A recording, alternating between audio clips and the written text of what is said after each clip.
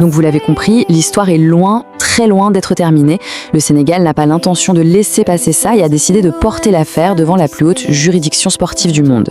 Concrètement, le chemin est clair. La CAF a pris sa décision, la fédération sénégalaise a tout de suite contesté. Le dossier est donc maintenant sur le bureau du tribunal arbitral du sport, le fameux TAS, en Suisse. Et c'est eux qui auront le dernier mot. Leur décision sera finale et ne pourra plus être contestée. Et pour appuyer son cas, le Sénégal a des arguments sportifs en béton. Il suffit de regarder les stats du tournoi, ils ont tout simplement dominé.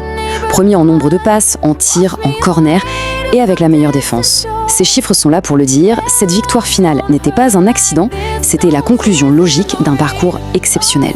Cette phrase, encore de Mustapha Diallo, elle résume tout l'état d'esprit sénégalais. Pour eux, c'est simple, la vérité, c'est celle du terrain. C'est tout ce qui devrait compter, bien avant les procédures et les règlements. Parce qu'il faut bien comprendre que l'enjeu ici dépasse largement la question de savoir qui va garder la coupe. La décision finale dans cette histoire va avoir des conséquences énormes pour tout le football africain. Réfléchissez-y, la crédibilité de la CAF est en jeu, l'image du football africain international en prend un coup, on l'a vu avec les réactions des grands médias comme ESPN ou la Gazzetta dello Sport, et surtout ça crée un précédent qui peut être dangereux. Est-ce que demain, n'importe quelle victoire sur le terrain pourrait être annulée des mois plus tard? Ça soulève un débat de fond. Et là, l'affaire a carrément changé de dimension. Le gouvernement sénégalais lui-même est monté au créneau. Il a qualifié la décision d'injuste et a même demandé l'ouverture d'une enquête pour des soupçons de corruption. On n'est plus dans une simple affaire de sport, ça devient une affaire d'État.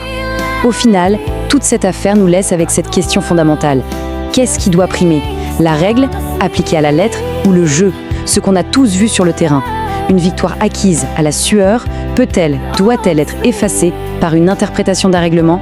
La réponse du tribunal arbitral du sport sera observée de très, très près et bien au-delà des frontières du Sénégal et du Maroc. Mixing heartache with neighborhood mud. Wash me away.